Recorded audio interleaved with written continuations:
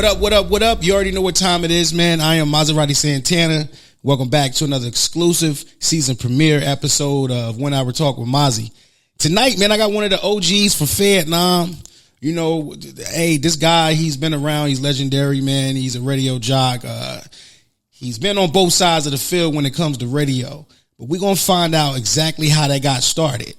All right. Tonight, my guest on the show, I'm interviewing Big Ray. What's going on, brother?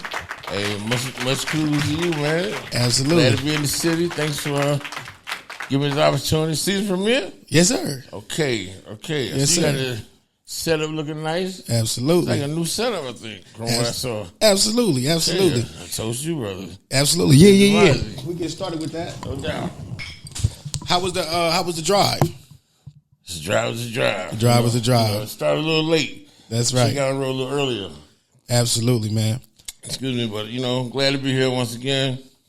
You say both sides of it? Yeah. You've been on both sides of it, man. Yeah. Like, and I've been waiting to do this interview with you. Like, I interviewed a lot of more, OGs from Fayetteville. So I had to get you up here, man. Yeah.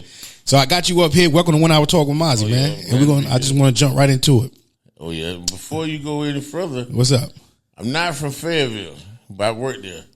Right. That's where people know me from working there. So that's cool. So to clear that up, where exactly are you from? Like when I was in Fayetteville working, I was in Lumberton, L-Town to No Town. That's what you say. Yeah. But 41 down that way. Yeah. I stayed on 41. I came off 41 cause from Wallace, Rose Hill. That's where we're at now. So, just so everybody see me, they might say, why he rep L-Town? He was in L-Town.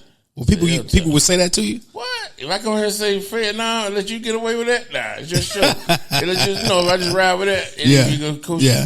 But that's where I was doing my thing at in radio. So No doubt. Well, that's why you up here, so we can get the true story. Oh yeah. Of Big Ray tonight, man. Yeah. So you represent the 41 curve. 41 curve. 41 curve. Yeah. No doubt. I stayed on West Side.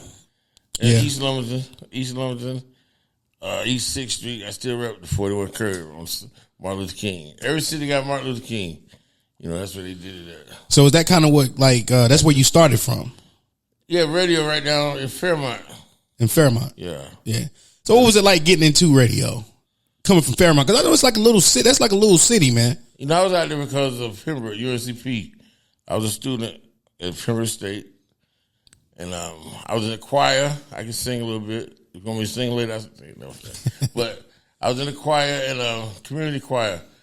And, this dude that was in the choir, he was like, kind of, how them choir guys be. I wasn't one of them. I just like music. I love music. But anyway, I knew a girl in the choir, so I got in the choir. So anyway, he looked at me, he said, yo, you got a nice voice. I didn't really know how to take that. But he was like, he worked at the radio station, the gospel, WFMO.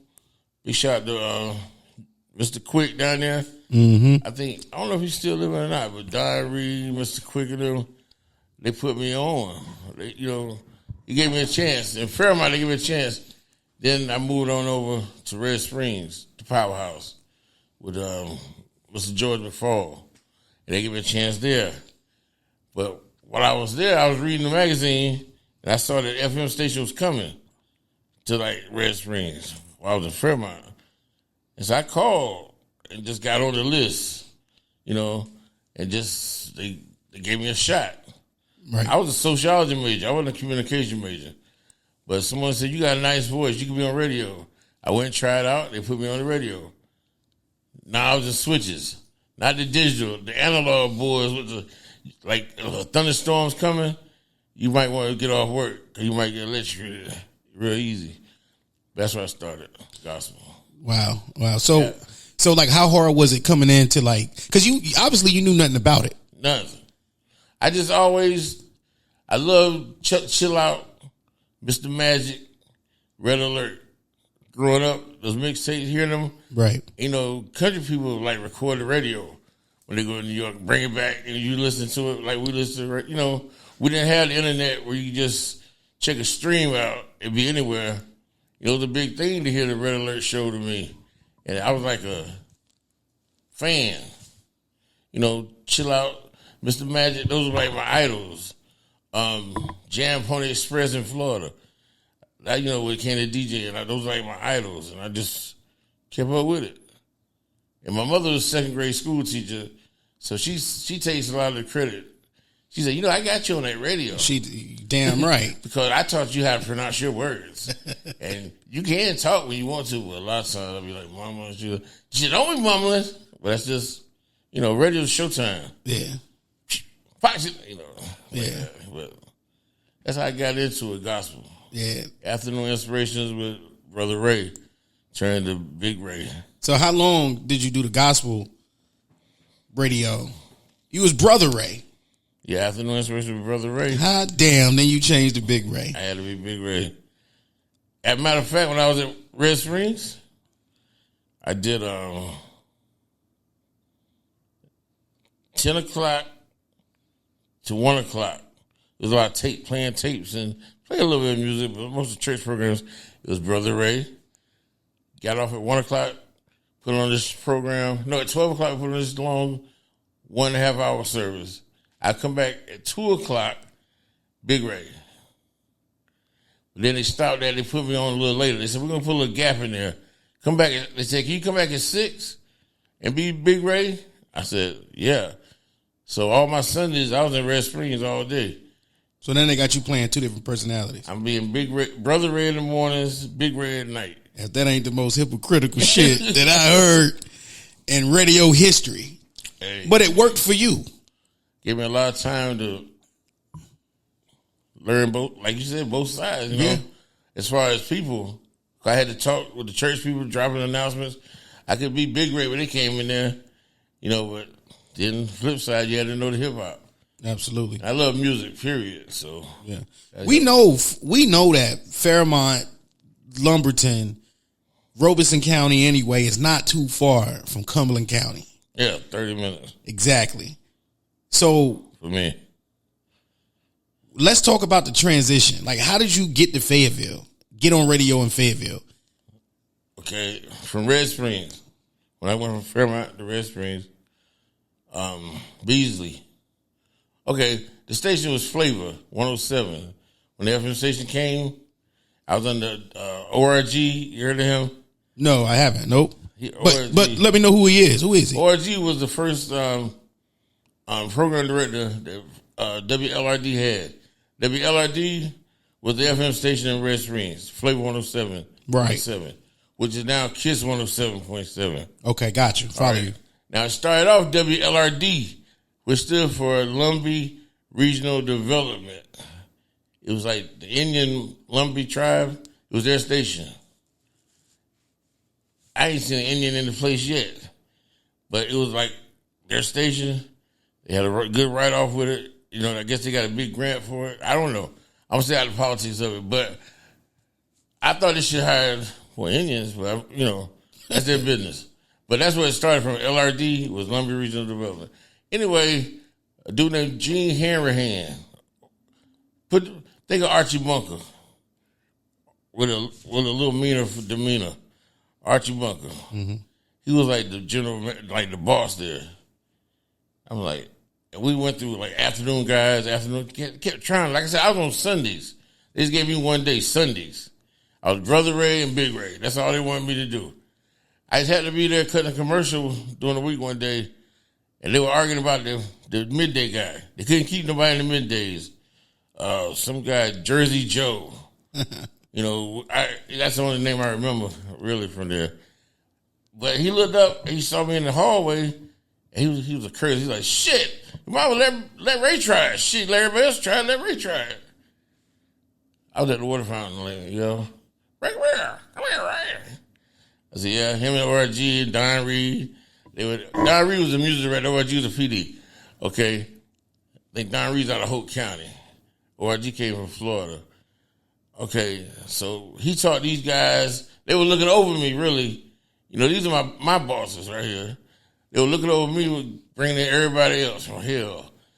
And so this dude said, let Ray try it. So I go in there, Bill, first day, bam.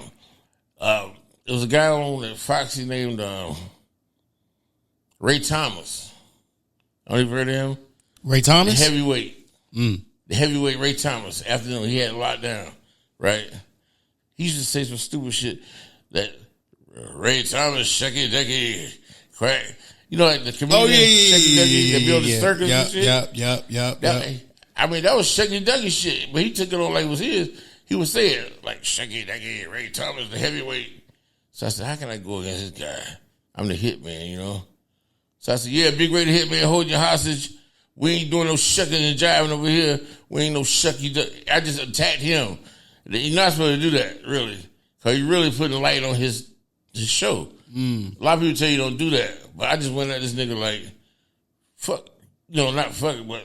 Oh, I said you could curse at night after 8. I don't know if you ever heard about that.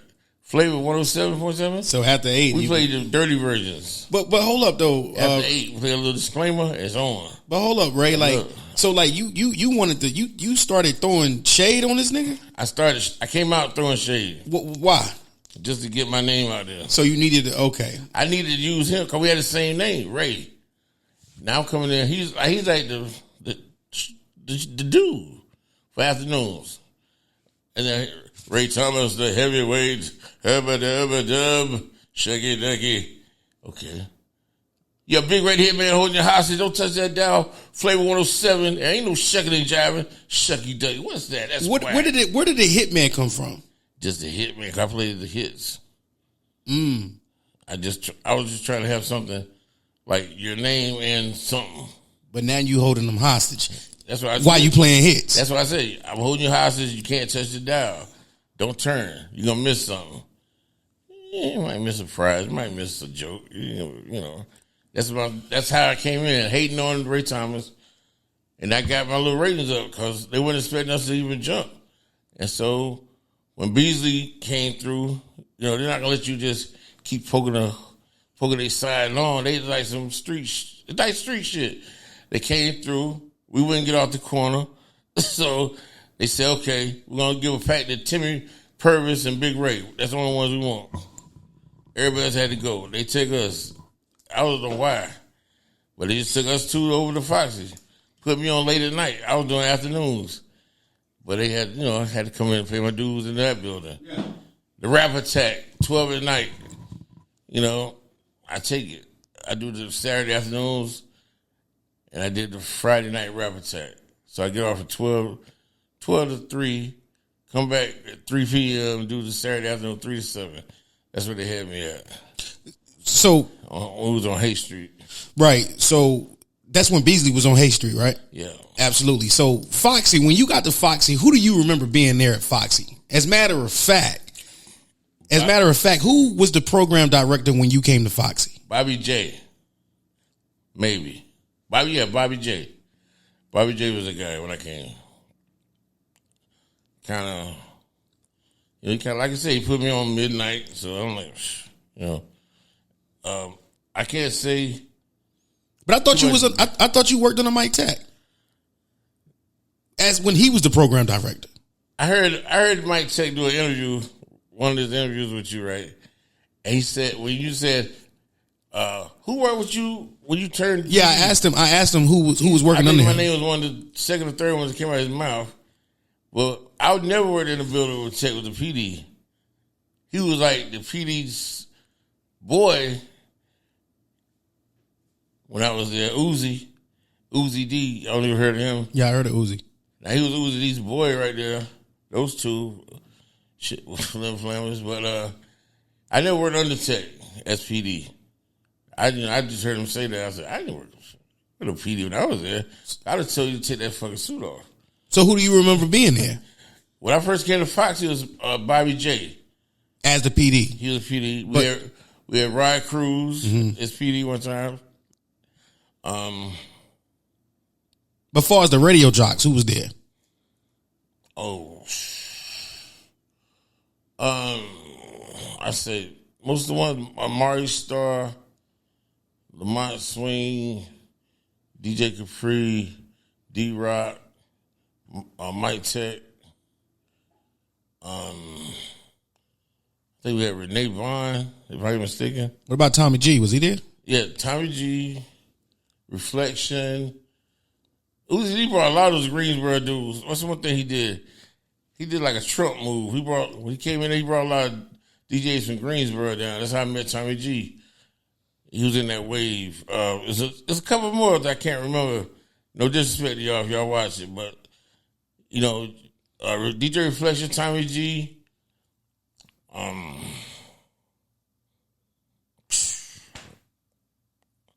don't remember the DJs, the mix DJs too much.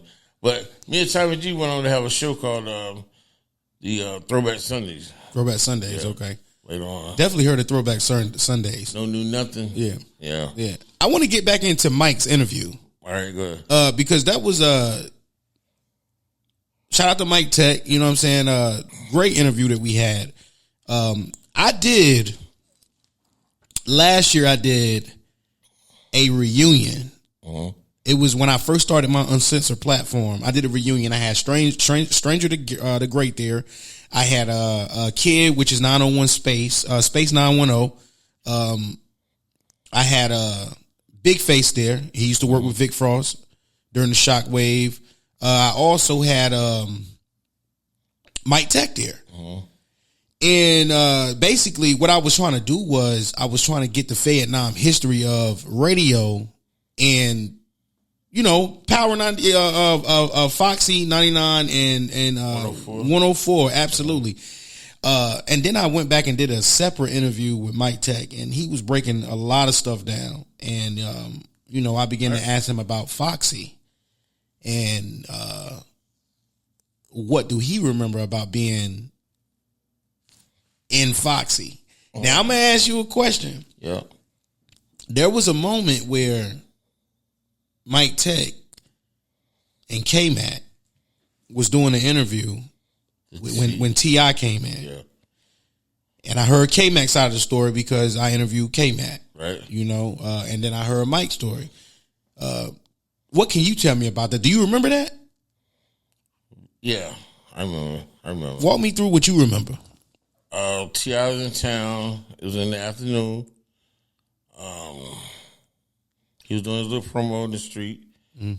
Tech was out there with him. Because this was right after he came home from the charge. Yeah, exactly. Yeah, Tech was out there with him.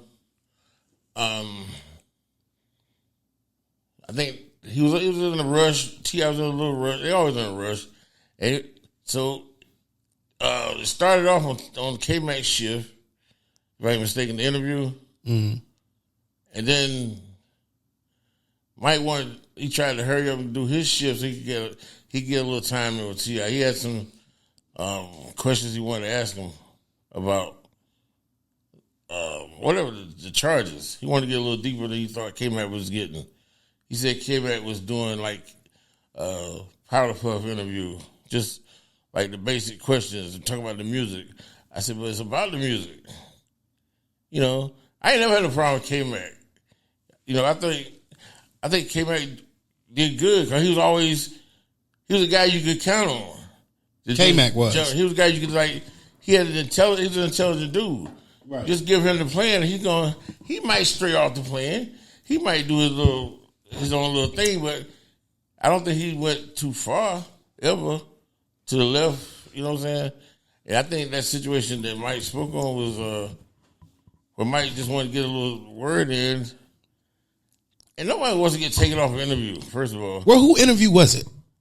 Was it K-Mac's interview or was it Mike Tech's interview? I feel like it was K-Mac's interview because K-Mac was holding it down. If you ask me to hold down your shift, or if I'm working and you ain't on yet, and you say, well, hold me down. Because many times Tech would be late and tell somebody to hold him down. So you get that. Anybody in radio might do that. Because you're radio, not on TV. You don't know who's really doing it unless you got something that you got to say. But that's anybody. But I think he just kind of pushed him out of the way. Kind of roughly. I wasn't there. Now, which one is it now? I think he pushed him out of the way. So you saying he pushed him out the way? I think he kind of not physically. No, I know not physically, but kind of just kind of stuck his chest out and said, "Yo, I'm here now. Let me get this. I got it." If it's his shift, he does have the right to do that. But it's a work on tech that a lot of these dudes don't know about. respect and tact. But wait a minute now. If it was tech shift still, because so at the time, Mike was the program director, right? At the time, right? I don't think so. I never worked with Tech as a PD. I think Tech was doing some running around. Uzi was still the program director. Okay, at that time. If anyone out there can correct me. But I think Uzi was still the PD. Tech was running around doing what he does. And really, Uzi could have been running around. Now we're going too. If you want to call a spade, why Uzi wasn't running around with T.I.? It's uncensored. Tell it like it is. Why he wasn't running around with T.I.?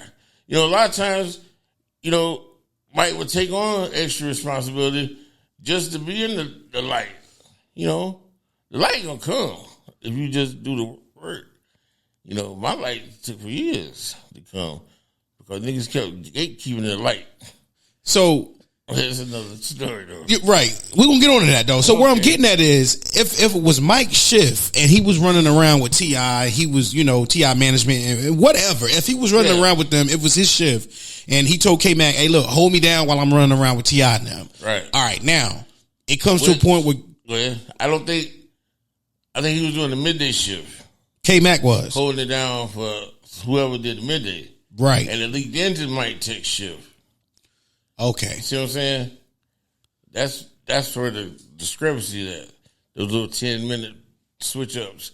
If you tell me to hold it down, I'm doing it midday, 3 o'clock is your turn. You ain't in the position. And I'm holding you down. You know what I'm saying? T.I. people rushing, they trying to get out of the building probably. So let's go ahead and do it. Tech might not have been ready. K-Mac still, it's a horseshoe. He's still standing in the shoe. He's ready. Got T.I. in the building. What's up, T.I.? He's jumping on it. He's ready to talk. Let the man talk. But even if his tech shift, it's like I said, it's tech everything you do. For it to become an issue, there had been some non-respect in there. You didn't feel like Mike respected K-Mac? Mike didn't respect a whole lot of people. And that's just Mike. Did he respect you? To a certain level. Because he could have saved my job. That's a whole other story. I was doing a Russ Park show. Like I said, I'm 30 minutes away from the shit. Coming from Lumberton every morning. Doing the Russ Park, like the background. I had car problems. I've been late before, but I had car problems. I'm doing all the necessary channels. I'm doing the protocol. He stayed 15 minutes from the gym. You can't just come in and flip this little switch up. It's a switch. You just flip it up. It Russ Park is on. Russ Park is in D.C. Well, all you gonna do is flip the switch on. If I say I'll be there in 10, 15 minutes, I'll be there. But he didn't want to come out of his fucking bed and do that for me. So he didn't respect me totally. Keep me out of his house. Shit, last time I was together, he keep me out of his crib. Talk about the fucking bathroom. Cause I didn't plunge. He had a fucking fake ass plunger. My mom, we have plungers with a rubber on them. Right. So if you have that little incident in the bathroom, you plunge it out. Get the fuck out of here. Mike ain't kick you out for that, did he? We was about to go do PD. I know Mike ain't kick you out for that. I have helped this man in all kinds of skirmishes, all kinds of situations. But it's funny what pussy do. These two chicks. Anyway, before I get to that, I was at the house. We about to go to Petey Pablo's Fat Daddy's. Okay, bam. I use the bathroom. Shit. I use maybe a little too much tissue. I'm a big dude. All right? I get to go. That's so sensitive. I get to go plunge it out, right? Right. He got this little fake ass, plastic ass plunger in the corner. I couldn't get this shit to work. So I left because we got to go. I'm staying there that night. So I'm coming back. He stayed by himself. You know what I'm saying? So we come back. We got these girls with us. What about girl wants to use the bathroom. So I forgot about the bathroom, how it was, it's like 6 hours later, So she goes down to the bathroom. I was in, she said, it needs to be plunged. She's like, what? I know you didn't fuck up my bathroom. I go, yeah, you got a plunger? You got a real plunger? I can plunge? Yo, man, you did, oh my God, yo, you fucked up my bathroom? Get the fuck out of here. I'm like, nigga, you fucked up Mike's bathroom? It was too much tissue in there, and he had a real plunger. But it wasn't no water on the floor. I ain't let overflow. That's why I left it. I said, when I come back, I get it right. Stay by yourself. I'm with you, nigga. I'm with you. It's the bathroom around there where I'm staying at. He got more bathrooms. He got more than one bathroom. Anyway, check it out, though. This is a petty shit, though, right? Years, we been boys years. Caroline Keys and Crunk DJing for years. Mike Tech, Big Ray, you know what I'm saying? We just for years. But just because these chicks is here, and she went to use the bathroom, you made it seem like it was the biggest shit. Like, oh my God, I would never disrespect your house like that. I'm like, what? The bath? Okay. So I go back there. He had another plunger. I plunged it out. 2 minutes, I'm back. I said, you can use it now. It's clean. It's everything straight. 2 minutes. And it's back. This nigga still talking about the shit. So we have little drinks and shit. This is after the club. 3-something in the morning. He talking about this fucking bathroom. All right. So this how petty. Okay. This is off radio, but this how petty a dude is. The girl, like, I'm playing videos and shit, just like while they getting, talking. She's dancing. It's the one who like chilling, the other one dancing. She wants to drink on this nigga. Like, you got a nice bar here. She all in the bar. That's pity. Yo, don't drink them. Cheap. Dude's cheap. Anyway. This is ridiculous. So, dude is so, this how he did K-Mac. This how he did me with a fucking remote control at 3 in the morning. Yo, Ray, let me get a remote. The girls are dancing. He goes put on Dave Chappelle. Yo, y'all see the new Dave Chappelle comedy? Me and the girls look at each other like this. What the fuck? Huh? The girls dancing. Now we gotta watch Dave Chappelle with you. They say, everybody. What was y'all there to do? I was there to, because I was there to come home. No, I'm just saying. I didn't even know the chicks. They came from South Cat. They just had to be there for the show. These are some of his friends he knew from, he never been all over. We played in South Carolina a lot because he was down that way. Conway, Atlantic Beach. So these are people that came up for the P.D. Pablo for the show. I met them at the club. I didn't know they was, I'm just an innocent bystander, but I do like to see girls dance. I do like to party. I'm Big Ready Hitman. Hold up. I'm with you. I'm with the shit. But he wants to put on Dave Chappelle because no one's listening to him. You know what I'm saying? He's only grabbing by the fucking toilet, and we moved on. I got the party still going. But Ray, he wants to play Dave Chappelle. But Ray, you fucked up his bathroom. Right. Y'all had broads there. Right. You fucked up his bathroom earlier, and I fixed it in 2 minutes. He was still traumatized off that. Traumatized. And I can understand why. 10, 11 years of Caroline Keys and Crunk, Big Ray Mike Tech. Come on. Hold up, but wait. All over fucking toilet. But wait, did you see anything wrong with that though? Fucking up the toilet. Yeah. Without saying something, because we was on a rush. You know what I'm saying? And we were running late to get to the club. And I just assumed we'll get it when I come back. I'm not going to, if I had to go to the bathroom here, I would leave your mess and go home knowing I ain't coming back. I would tell you, you got plungers in my, and I hope you wouldn't go. It's all right if I get a little shot because you made me thirsty. Because this guy, hey, I'm having like flashbacks right now, man. Go ahead. Good. You just help yourself. Y'all excuse me in the radio No, world, it's all good. YouTube world, now, whatever platform we're on. But so hold on, Ray. So all right, sorry. Is this how you and okay? So did y'all have a fallout? Is this the fallout situation? Y'all had a fallout. This is the whole fallout.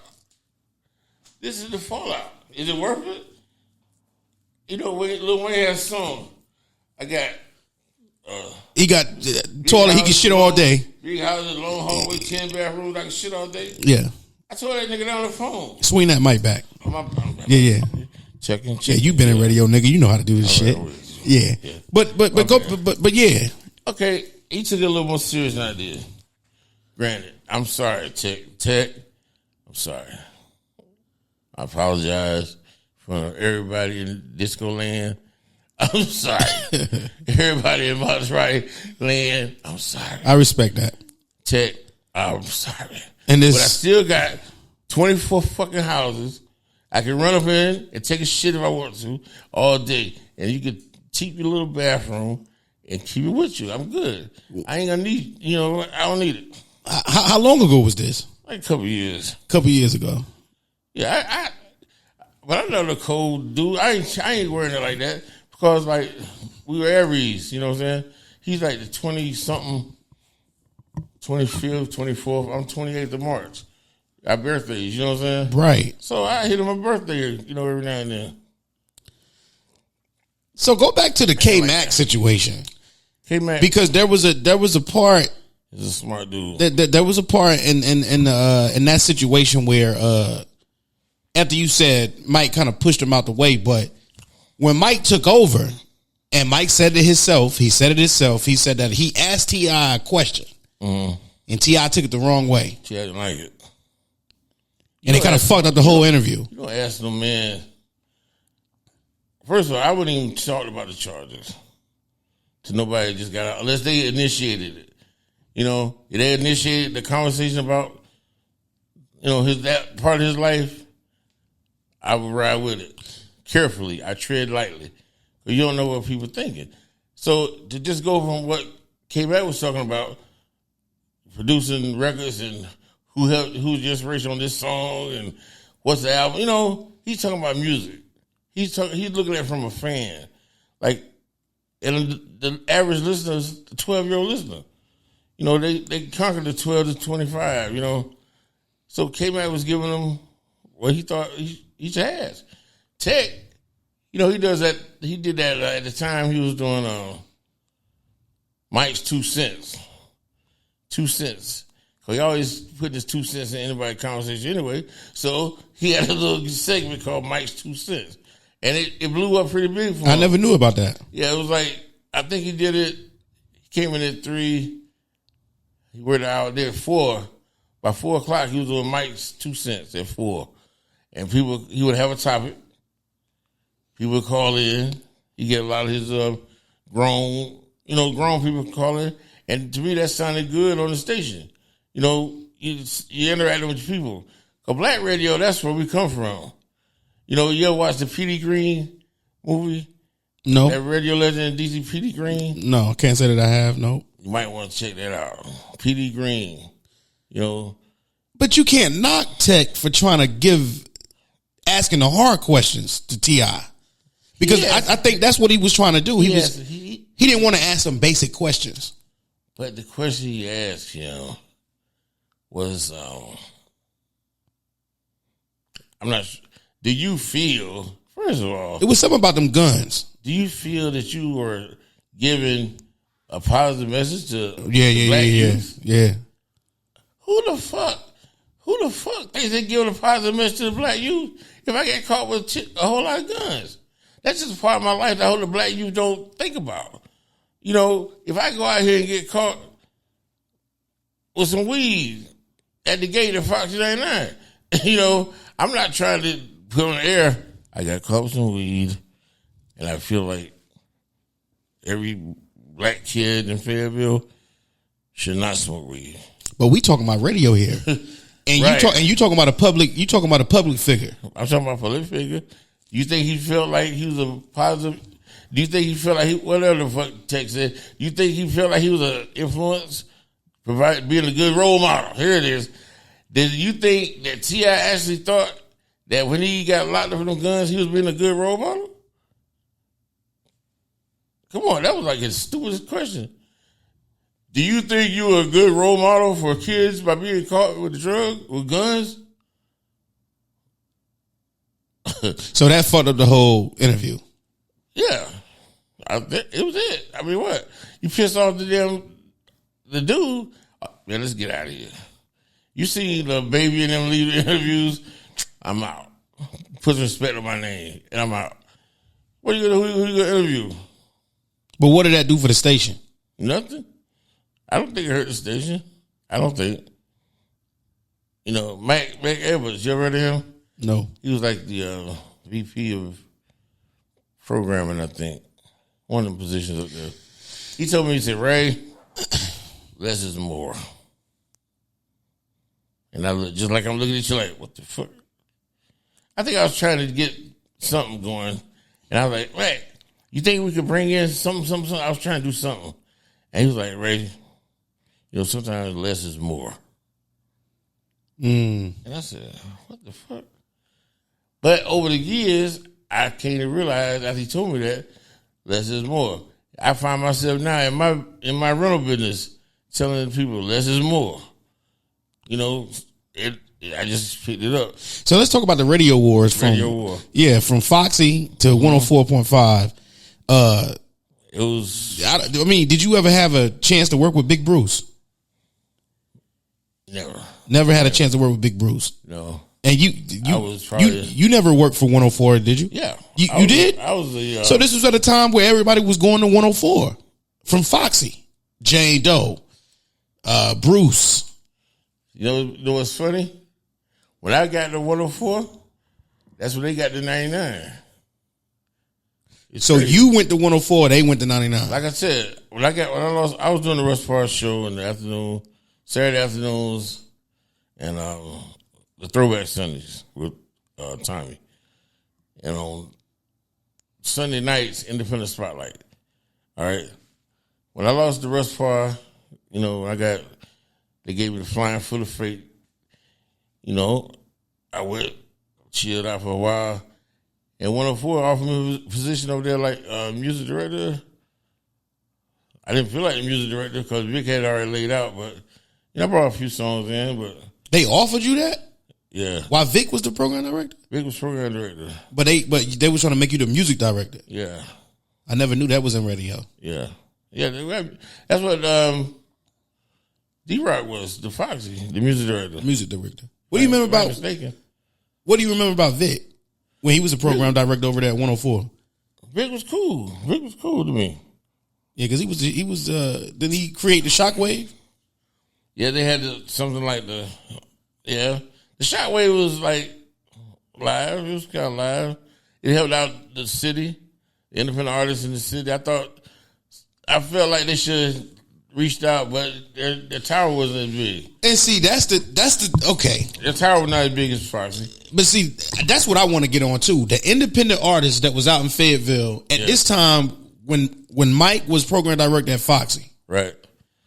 A lot of artists was pissed off because they felt like Mike wasn't on their side. But like Mike also broke it down in that reunion I had that, yo, listen, Beasley Station, the only thing they really give a fuck about is the ads. You feel what I'm saying? Like the ads. And that's radio, period. Yeah. But at the end of the day, payola. Corruption, yeah. A lot of corruption. But that's what 104 was kicking it in at with the Shockwave because they was giving the independent artists time to shine with the independent spotlight too, right? So who do you remember as far as like Vietnam, like some of the top artists back then when you was doing what you was doing? Who you remember? So let me hold on for what you said though. Yeah. You said the Shockwave, they were doing payola with the artists? I ain't said that. Okay, I ain't saying that. No. I was just wondering, I wasn't there for the Shockwave. I was saying the Shockwave was more for the streets of Fayetteville. Yeah. For the artists trying to get them out there. Right. Because Foxy wouldn't let people in. It wouldn't let them in. Exactly. So this is where 104 was started taking over the streets. Right. So. Okay, I'm with that. When I went to 104, they had done away with the Shockwave. Okay. So you came after that. Yeah, I came after that. But corruption is out there. What do you mean by that? Walk me through that. What do you mean by corruption? Like Beasley Broadcasting. It's a music consultant. Some dude named little white guy named Jerry, I think his name was, when I was there, down in Naples, Florida. Jerry makes up a list of 30, 40 songs. Tells all the Beasley stations, play these 30, 40 songs. Now, who got the Jerry to make this list? We wasn't sitting with Jerry in no meeting when he made that list. Jerry just makes his list. Play these songs here, Mazee, and we'll be all right. As long as you stay up in the ratings, they think Jerry is a fucking brilliant guy.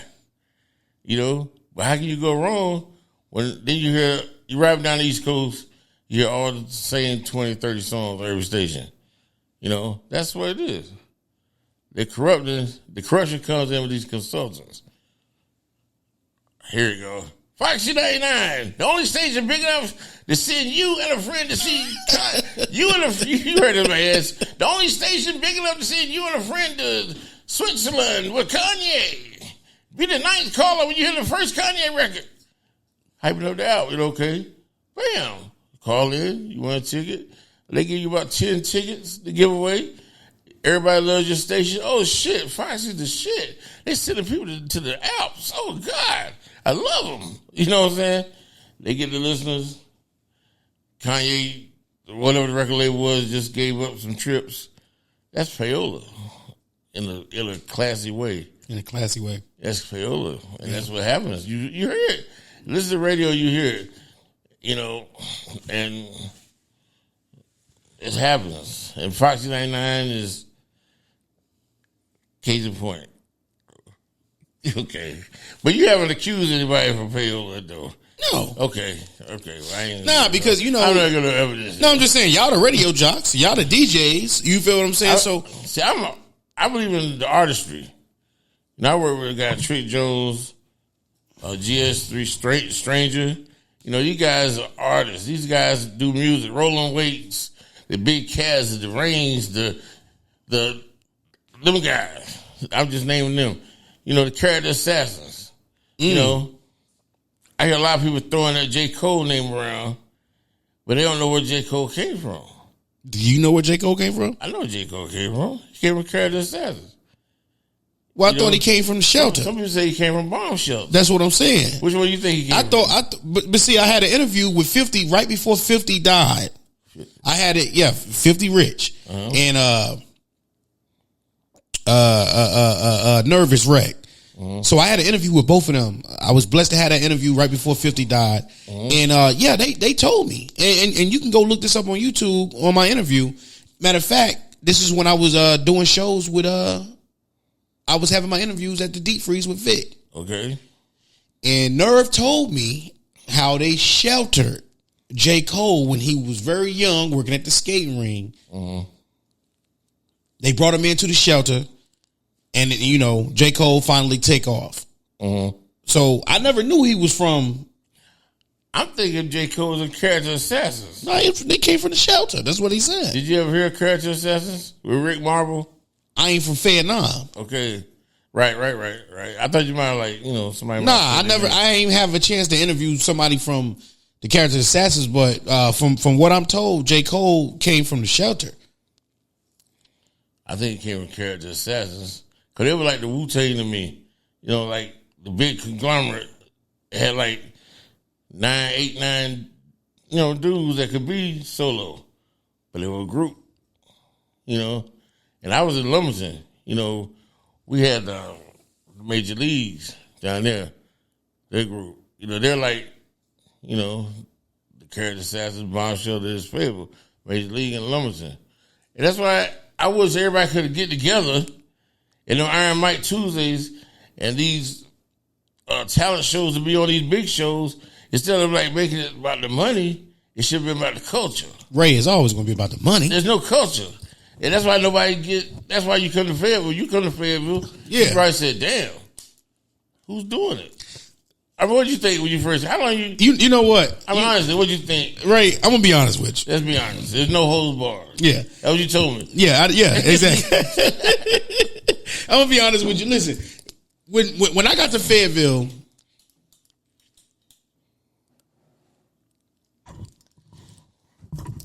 I started off as an artist when I got to Fayetteville. Right. So that's how I tapped in. Right. But unfortunately, God sat me down and redirected my my vision because I got hit with that charge, that attempted murder charge. Ooh. You feel what I'm saying? Right. So that set me down for 2 years. So I was in the house for 2 years. I had to figure out how can I still be relevant? That's when I started doing this podcast. And that's how I started meeting some of the artists or whatever. But what do you think though?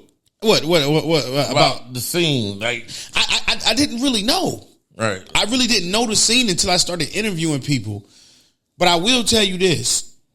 When I started touching the Fayetteville history, I started kicking up dust. And then that's when people started like, yo, why people like Big Bruce. Shout out to Big Bruce because, I was about to work with Big Bruce behind the scenes. But Mike and Big Bruce, they fell out. And I guess Bruce had a problem with, with people coming on the show and bringing up his name. He thought that I was bringing up his name. I'm like, no, these people coming on their own free will. But you're a part of Fayetteville history. You know what I'm saying? So your name is going to get brought up. But at the end of the day, it's like, man, I want to push the stories out there because Vietnam, you don't never hear about shit like this. How long has it been? Yeah. I put people in the room. Exactly. And that's what that reunion was about. That's Strange the Great and all of them. They ain't been in the room. Mike Tech and Big Face, they ain't talking in almost damn near 20 years. But when I put both of them in the room, they was able to shake hands and move past the situations. Just like I'm figuring, do you think you would ever move past the situation with you and Mike? Oh, yeah. I can. It's just a toilet. To me. It's probably more than a toilet, but right? We're not going to be on no... I'm like why you got to say nasty shit, right? We're not going to be on no other... You know what I'm saying? I'm always going to have this in the back of my mind. This guy tripped out of a toilet. Right, that was his toilet. It's his toilet, cool. But we done been... I've been... When somebody stole his equipment out there in fucking southern... somewhere in the country... And we ran up in that club that night and had to fight them guys out there. Who was behind them then? What if I said, damn, I got to use the bathroom, nigga? You know what I'm saying? So you and Mike was close. When niggas down in Dillon, South Carolina, I go out to the car. I had the microphone. I'm going to the car, and they say, some nigga, it's like dark across the street. Yo, who are you? You Mike Tech? Nah, I'm Big Ray. I had a quarters man, He say, yo, Mike Tech inside, ain't he? I said, yeah. Tell him Booty Bam Records said, come here. I don't know what they said. Some neighbor, He's supposed to play our song. That nigga ain't play shit. We gave him $400. Excuse me, radio. I said, but I don't know if he did or didn't, took it or not. You know what I'm saying? He never told me nothing about that. So I go inside, like, yo, there's some dudes out here in the dark. I can't even see them. Like, once you come across the street, man, fuck them dudes. He's DJing. Right? So, in the night, we got to be kind of vigilant. Like, what the fuck? You put us in a situation like this over $400, play the nigga song. If you say you're going to play a song, don't just be trying to use people. I would never want to use nobody. I did Independent Spotlight. I'll get boxes, of music. Because we had a big stick. We touched a lot of people. So we got a lot of people that want to be on it. It's only once a week, Sunday nights, from 11 to 12. They threw it out there like that. I can't play with so many records. First part of the show, I'll play records. Second part of the show, I'd have a guest come down. I would just play their records and talk to them. That's how we end up. That's how the format went. They started bringing me, I got my own little box. I'm getting, the music. Why I got to go have a meeting with you and Uzi and sit down and say, look, I want you to play this guy. What the fuck is this? Something, Ohio. Ohio? What the fuck I'm playing for? I ain't got about 8-10 records I can play. Anyway, why I gotta play this guy? They trying to push him. Who the fuck is they? I'm not trying to push him. I'm trying to push Trick Jones with GS3. Motherfucking Bomb Shelter. I'm trying to push, I'm trying to push Cash. I want to hear their new material. I want to hear I got dudes coming from Greensboro. I mean, up here, Charlotte.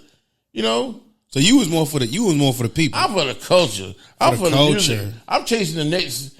I want to be the one to say, yo, these niggas are gonna make it. I'm chasing the next hit. I'm the hitman. I want to be the one who can turn you on to a song. You know what I'm saying? Not who got the biggest this and that, and who can do this. Well, let me ask you this: since you brought up Cash, you brought up Rain. Would you say Rain made it? Because it's some shit going on with Rain Cakes right now. They got the city on fire right now. I ain't been in the city in a minute. What are they doing? I don't know. Rain was rapping a story on the radar. He was rapping a story. He brought up Cake's name. I left Cake's name out a while ago too. Yeah, Cakes is good. Yeah, and so now it's and But the original question: can you say Rain made it? Big shout out to Yada Man. Yeah, shout out to Yada Man. Shout out to A-Dot. Down in Duplin County. Yeah, that's what I'm talking about. It's more than enough right here. But you ain't answered the question. What was the question again? Do you think Rain made it? Do I think he made it? Yeah. What if he made it to his expectations of what making it is? Everybody got their own different little view of making it. You right. What's making it? Recording professionally? Is that making it? Or get a gold plaque, a certification? What's making it? Get the airplay on a major station? Other than Mix Show, what's making it? I don't know Rain's library like that. So for the life of me, I can't think of a Rain song that sticks out of my head. But I do know that Rain was serious about the crowd. And Rain, to me, is like, when I think of Rain, I think of like Fabulous. I think he could have been right there with Fabulous. Sound, the style, a little harder edge than Fabulous. He's a little harder than Fabulous. So he came from the Big Cass camp. All of them was in the same camp. If I'm not even mistaken, that Total Package. I don't know. Rolling Weight, Total Package. I don't think Rolling Weight was Total Package. I don't think Rolling Weight was Total Package.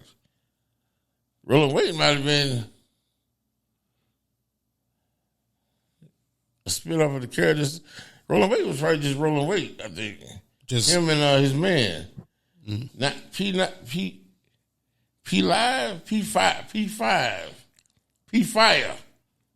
Now he tested my Big Ray does not have Alzheimer's.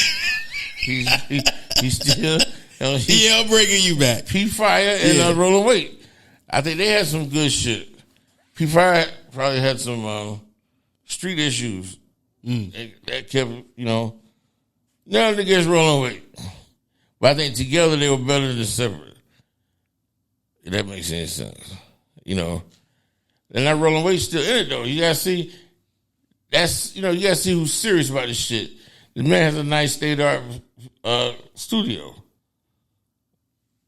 He's still in it. He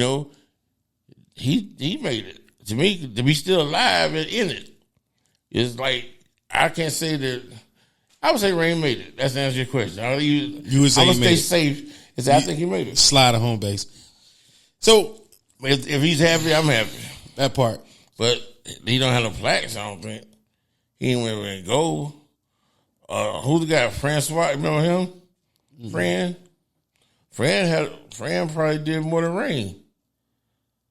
Because Fran had a song. And he would get a lot of airplay for this song. I can't remember it now. But I hear it just like that. You being a radio jock, being in radio for damn near all your life. Yeah. You seen it all, you done it all, you witnessed it all. I've seen it all. Absolutely. In your own perspective, words, what would make an artist the king of Vietnam?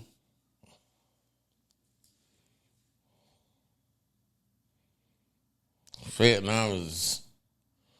Vietnam that I left behind is lost. I never could figure it out. There's so many styles. Maybe because the army base. People come from everywhere. And I feel like, I take that back, I can say they're lost. I could never really feel like one person could do it. One person can't just be the king, I don't think, unless you just sell a lot of records. I don't know. Yada Man was good. You remember Yada Man? Yeah, I know who Yada Man is. He had that record with Gucci. He had that record with Gucci. I like to see people networking and doing things. We ain't gotta go to Atlanta all the time to find somebody to network with. Think of names like Night Wonder. Right in Raleigh. I was just a Night Wonder beat coming up the highway a while ago. My cousin that came through from Cali, he was like, damn, what's that? You know? Ninth Wonder, little brother. Night Wonder, little brother. Yeah. They from Raleigh, Durham. They from Raleigh, Durham. Yeah. I love to see Foxy 99's playback list on Little Brother. Why they ain't play Little Brother? I mean, this ain't about attacking Foxy, but I'm just saying. That's why nobody gets on. Why they ain't playing the Little Brother songs, except maybe in the mix? Those DJs in the mix. You know? Every spin counts, of course. But why not educate your artists on what BDS is back in the day, you know? I would try to tell them when they send the music in for the spotlight, especially if it's a song I like, I was like, yo, you got this registered with BDS? You know, I'll call them, you know? Touch base with them. If they're going to, if they were like, if I felt it was like that.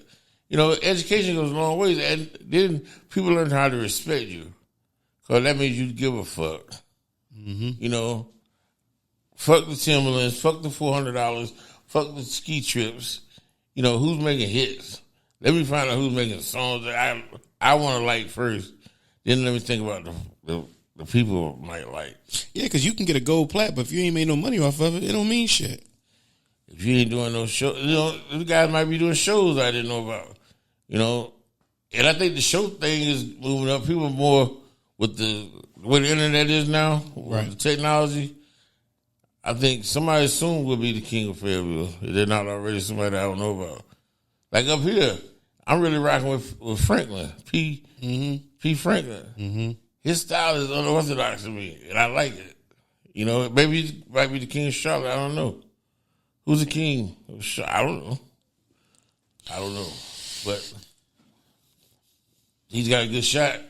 To me, that Jimmy Johnny shit got me fucked up. I like that. You know? But it's somebody like that, though, to catch your ear. You know? He's been doing it a minute. As I start watching, like, dug in his thing, you know, his research him a little bit, he's been doing it a minute.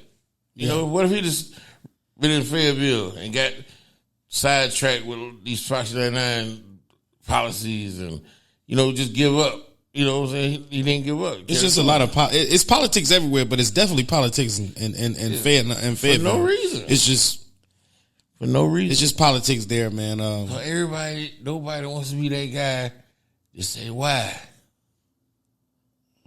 Everybody wants to keep their job and say, I understand. Well, they don't understand. Why? That's why. Well, just ask why. Well, we got a consultant. That's why. Before we get up out of here, respectfully, I respect it. Why did you leave? Fayetteville? No, the station. Why get out of radio? I got fired. You got fired. I got fired. I got an X for showing up late at the Russ Park show. Damn. So I used to do for Russ. I used to do Palace. Everybody do Club Palace on Brad Boulevard. First Sundays, me and Tate did the Palace. Get out of this shit like 3 a.m. You know, I go to the station, go to sleep. So I had to drive back to Lumberton just so I be on time. You know, what the fuck I'm gonna do? Drive back and forth for no reason? I go sit in there and go to sleep. But nobody don't remember that though. Y'all remember them days, huh? Nah, but let me be late a couple of days. Oh, big raise shit.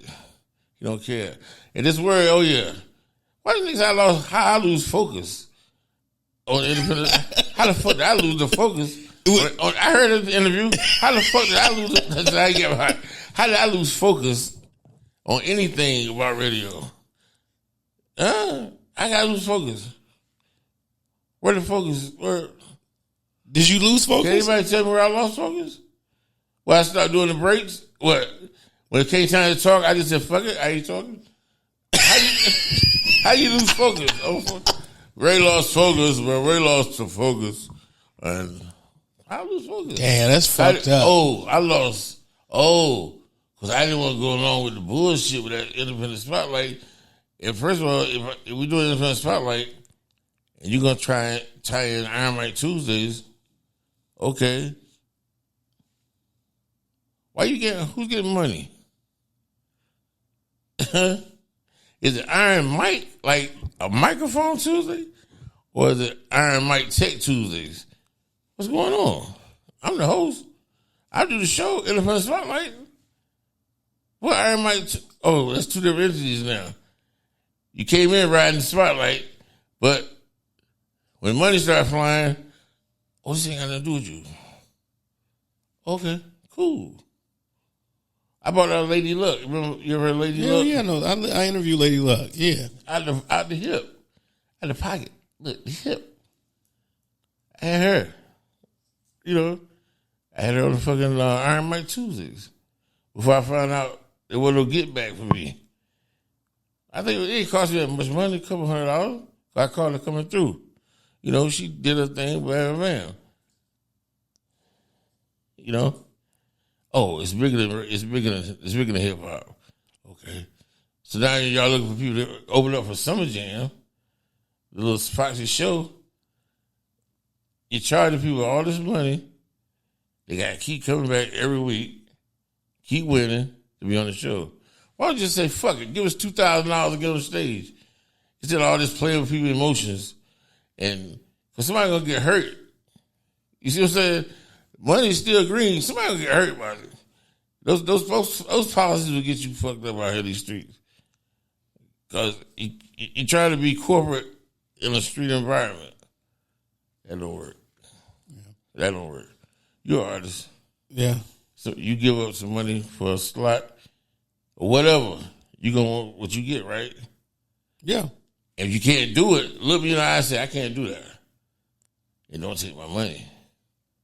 Don't have me out here hoping every week. And then I get, you change up. I think one time they did the crowd participation. For the crowd, come on, there's money involved. You gonna do crowd participation? That's just taking people's money. I'm not no saint. I ain't no politician. I ain't no used car salesman. But I do believe in. I ain't been in too many fights in my life, because I try to look people in the eye, and hey, that's your girl, I'm sorry. I was married when I was in the clubs, so I ain't out here trying to look for the girls. No way. I might stumble. Sorry, I did stumble a couple times. But I ain't starting no wars with these people out here. Anything, I'm trying to help them. That's why I go to my grave and say, just put it on there, I tried. Like 50 said, put it, I tried. Yeah. That's all I know. That's what it is. From Flavor 107, Foxy 99, 104.5. Big shout to Kaleem and Doc over there at 104. I always did like Doc, Doc taught me that if you got money, fuck him. He never said that. But the way he carried himself, fuck him. I'm going to play the damn Duke Blue Devils. I don't care. That's my school. I never understood that. But fuck him. That's where he went to school. He getting a check. Fuck him. Yeah. You know what I'm saying? I like that. Yeah. Well, America, man, we running out of time. We running out of time. It's an hour already. Yeah, we out of time. But listen, we're going to do, what I want to do is I want to do a series with Big Ray. Because we can't get all this shit in one interview. I'm sorry. I might have been talking. No, this is great. No. This has been a great interview to start off the series. I'm going to do a Big Ray Mazee series with Big Ray.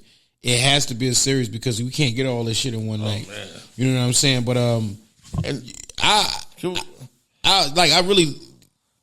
respect for you to be here, bro. Like, because this is this is big for me, man. I love history. Yeah. You know what I'm saying? I love history, and I done been around the best of them. I just try to give you the best I can remember. I'm an old dude. Yeah. Hey, but you're a good dude. I was there though. Yeah, exactly. That part right there, you was there. Bullshit. Absolutely. You can tell the people where to find and follow you at if they want to find out what Big Ray is. Hey, just checking me out. The Boneyard 47 Instagram. I'm on that.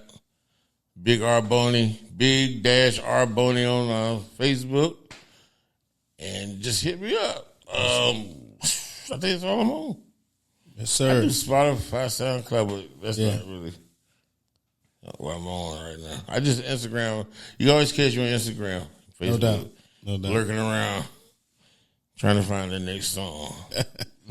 He still got the. And He's, some other things. he's still a radio jock, people. But y'all already know what time it is, man. Y'all know my slogan. Until next time, love, peace, and happiness. We out.